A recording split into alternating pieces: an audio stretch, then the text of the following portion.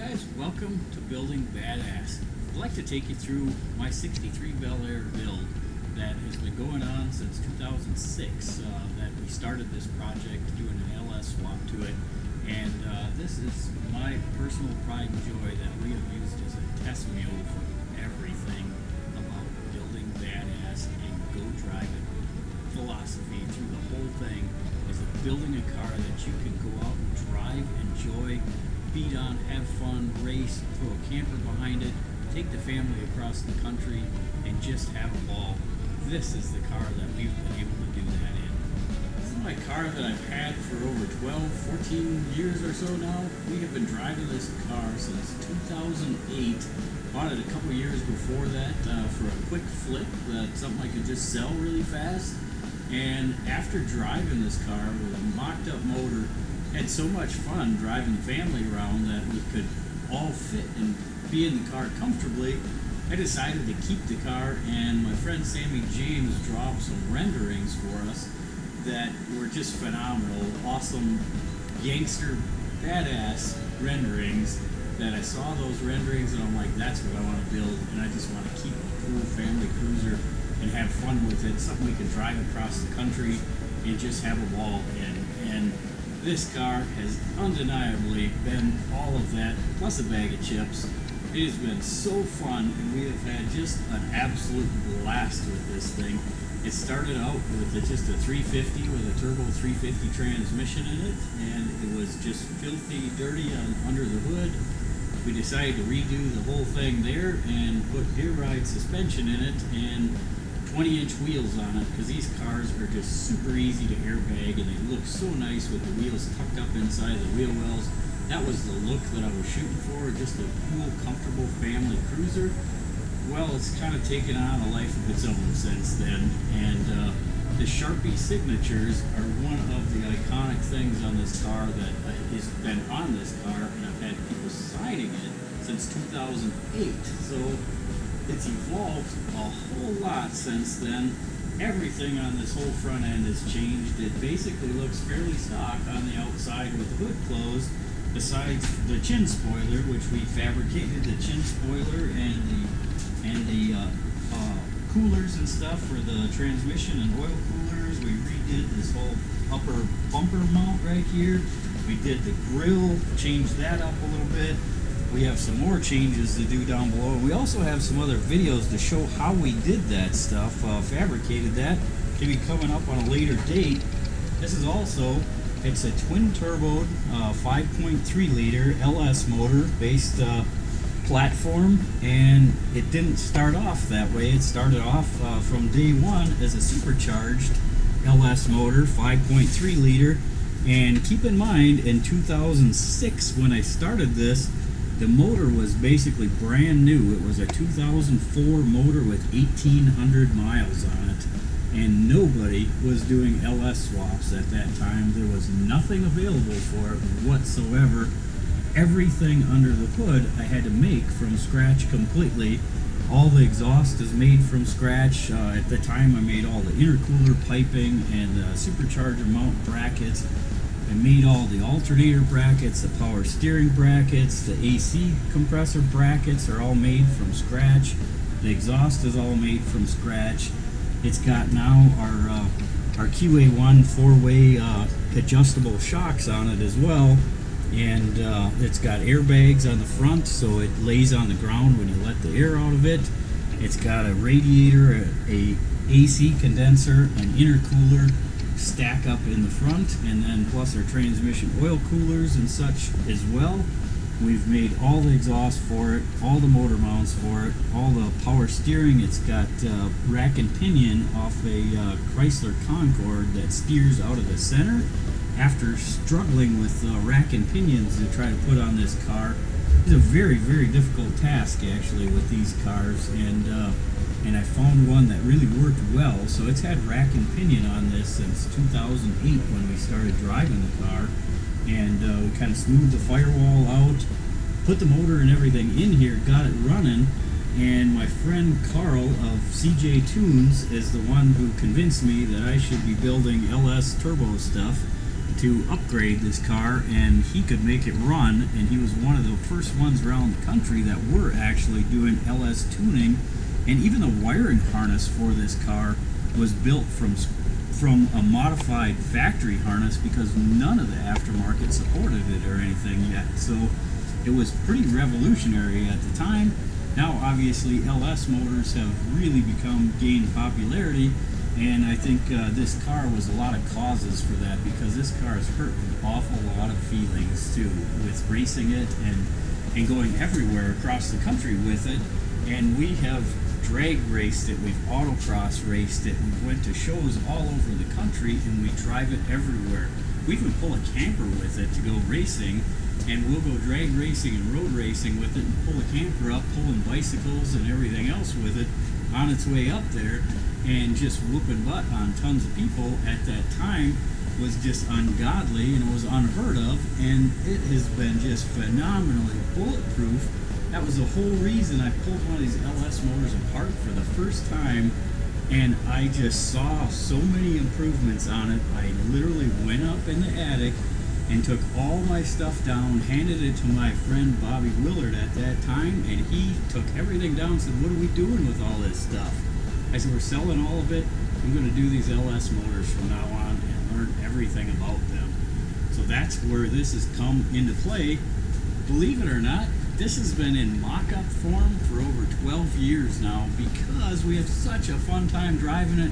We just improve it, drive it, improve it, drive it, break it, drive it, fix it, drive it some more, and that's what we've done with this car. And then allowing people to sign it the whole time along the way. And Austin's going to go into a little bit more detail about the signatures and what the whole purpose was behind it in the first place. On the inside of the car, it's been modified multiple times as well, and wants something that was more comfortable for cruising and everything. So it's got a Dakota digital dash in it. It's got vintage air under the dash in it. It's got a hobcobbled console that we whooped up just to go across the country with it. It is, if you noticed, it is absolutely filthy, disgusting, dirty right now, because we're chopping the heck out of it in many other ways, shape, or forms right now. We got a whole bunch more videos of that kind of stuff that's going on. Fun fact, this has been to hundreds of car shows.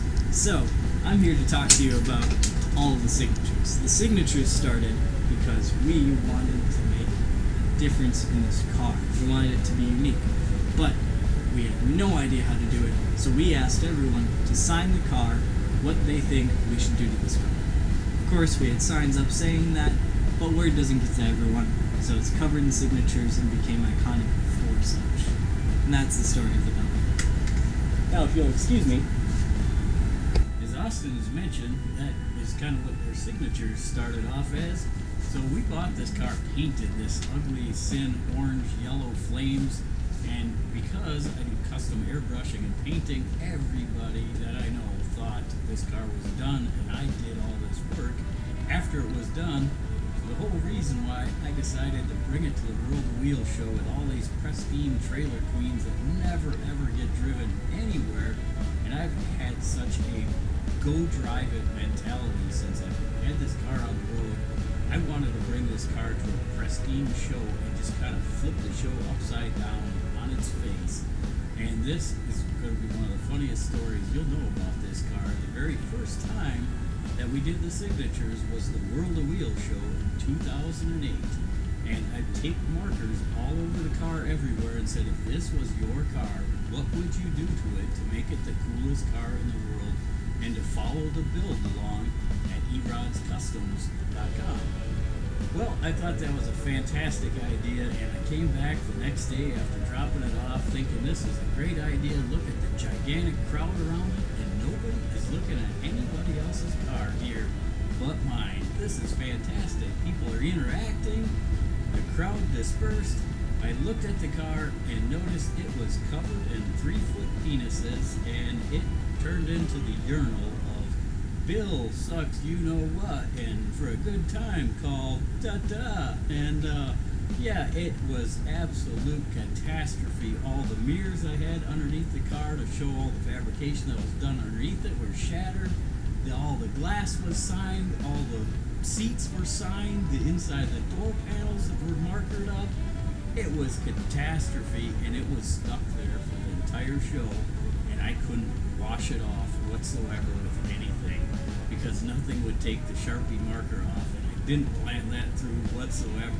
That was kind of the starting of the signatures, and since then it's become such an iconic thing, and I feel it is so awesome to get kids involved in it, especially with the kids' creative minds. They can just go crazy, and they're not afraid to say what they want, turn it into a monster truck, make it fly in orbit, put enough NOS in it to go around the moon.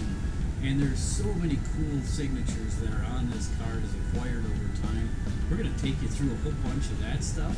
And I want to kind of tell you a little bit more of the bones of the details of this car. So it's got a twin turbo 5.3 liter in it with a 4L80 transmission coupled to a Mosier rear end Ford 9-inch in it. It's got 31 spline axles. It's got QA1 double adjustable shocks in the back, and you've probably also noticed that it's missing an awful lot of stuff back here. I blame my friend Nathan Shaw on this, and my other friend Jeff Schwartz on this, where he wrote on the car years and years ago, you should tub it and make 335 tires fit on it. And I'm like, hey, that's a great idea, I should. Well, thanks a lot, guys. This is an awful lot of work to do that. Because our body mounts were shot, and we're going to take you through one of our videos of all that stuff. We got into deciding to widen the wheel wells and raise them up a little bit higher. We're going to redo the package shelf because everything in here was patched up and covered up and schmooey all over everything to disguise the work, the shoddy craftsmanship that was underneath it. So we cut all of this stuff out, and we're going to redo the wheel wells, the back, the inside of the trunk. That was all rusted too. So we cut all this stuff out, and now we are going to try to get this car back together.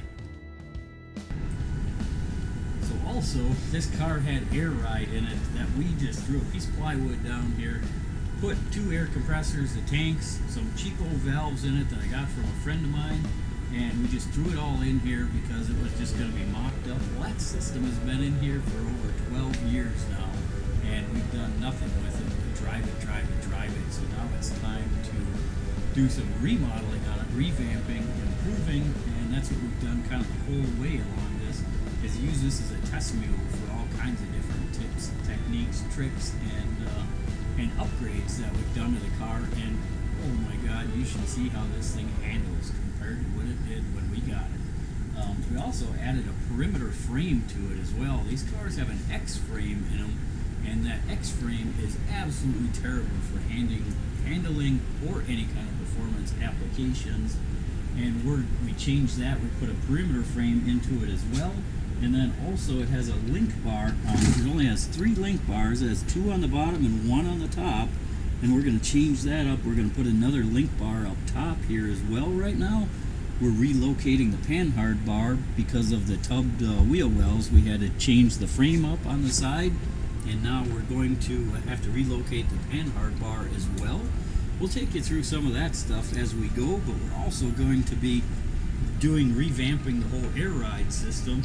And then you come to the back, you notice it's got a trailer hitch on the back of here that nobody has ever seen unless I'm pulling a trailer, because it's completely hidden behind the license plate when it's out of view, and when we're driving it, and it only comes down when I pull a trailer with it. So we'll pull the camper trailer with it. We'll have bicycles on the roof and coolers in the back and things strapped down all over it because we love to drive it. Hashtag Go Drive It is a group that we represent completely. Go follow that on the Facebook group as well. Awesome bunch of guys that love to drive their cars. That's what this thing is all about. We have racked on, I think, over 50 or 60,000 miles on this setup right now. And take a guess how many times the motor has been out of this car since we mocked it up. I'll give you a hint. It is 0 times has this motor been removed since 2006 when I put it in here and mocked it up in here. We started driving it heavily in 2008. It's been on 4 power tours with it. We went on 4 drag weekends with it. We've been on Hot Rod Power Tour. We've been at a Power Cruise up in Brainerd. We've road raced it, drag raced it, burnout shows with it, and just absolutely had a ball. So guys, I hope you like what you've seen on one of our episodes here of Building Badazz. You're going to see a lot more badass stuff, not just this car. You're going to see a lot of really cool stuff.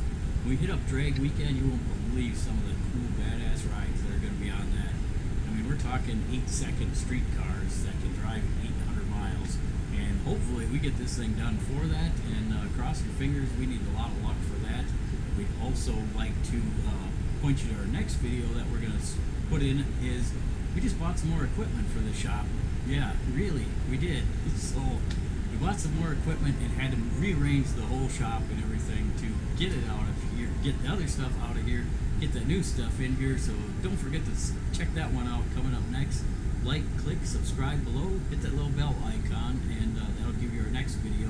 Got some really cool stuff coming up, so thanks for following.